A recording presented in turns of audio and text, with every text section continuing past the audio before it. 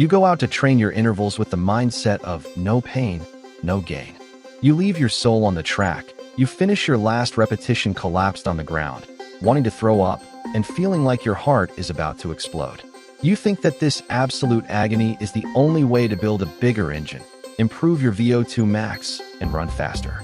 But the reality is that you are completely destroying yourself. Look at Jakob Ingebrigtsen. The Norwegian athlete is capable of winning world championship finals in the 1,500 meters with insulting ease, and right after, jumping into the 5,000 meters demonstrating the aerobic endurance of an elite marathoner. The strangest thing of all is that, scientifically, Jakob does not have the highest VO2 max in human history. Athletic monsters like triathlete Christian Blumenfeld or ultrarunner Kilian Jornet record much higher laboratory numbers. So what is the real trick? How can a middle-distance runner manage his engine so perfectly that he can absorb insane weekly mileage without burning out in the process? Today, you are going to discover what VO2 Max is Ingebrigtsen style, the biomechanical secret of the double threshold, and the exact plan so you too can skyrocket your endurance without stepping into the danger zone. Let's get into it. To understand the revolution that the Ingebrigtsen family has brought to world athletics, we first need to strip away the medical jargon from VO2 Max. To keep it simple, VO2 Max is the size of your body's engine. It's the maximum amount of oxygen your lungs can absorb, your blood can transport, and your muscles can utilize to produce energy per minute. The higher that number, the greater your potential to run fast. Until a few years ago, traditional training manuals said that to make that engine bigger, you had to train agonizingly at intensities very close to your 100%. But the famous Norwegian Method has come to completely shatter those dogmas. Jakob and his team understood that if you train on the absolute edge constantly, your nervous system gets exhausted, your muscles accumulate too much acidity, and your risk of injury multiplies. What is their alternative? Pinpoint lactate control using finger-prick blood tests right on the track during sessions.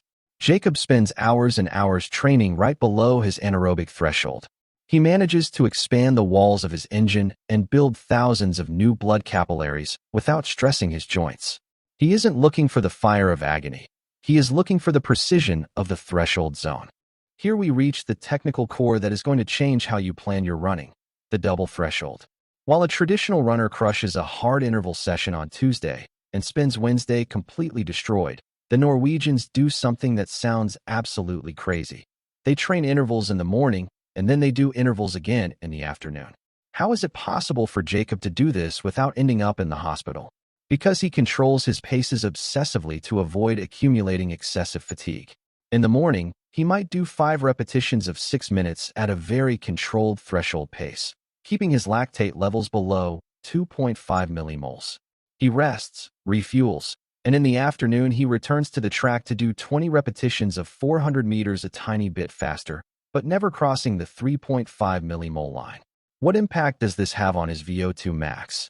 By keeping fatigue and muscle damage under strict control, Jakob can accumulate up to 110 miles a week, 180 kilometers, with extreme quality. In the long run, this brutal volume running in the sweet spot of the threshold is exactly what skyrockets his aerobic capacity and mitochondrial density. His engine becomes massive because he trains twice as long as his rivals in the most efficient zone. I know exactly what you are thinking. Look, I'm not a pro. I work an 8-hour job, and if I do intervals morning and afternoon, I will destroy my life. You are 100% right. But the secret isn't copying Jakob's 110 miles. It's copying his smart philosophy and adapting it to your 3 or 4 training days a week using these 3 pillars. 1. Stop going all out on every workout. If your interval days always end with you crawling off the track, you are delaying your progress. Your quality day needs to be challenging, but you should finish feeling like you could have done 1 or 2 more repetitions at that exact same pace.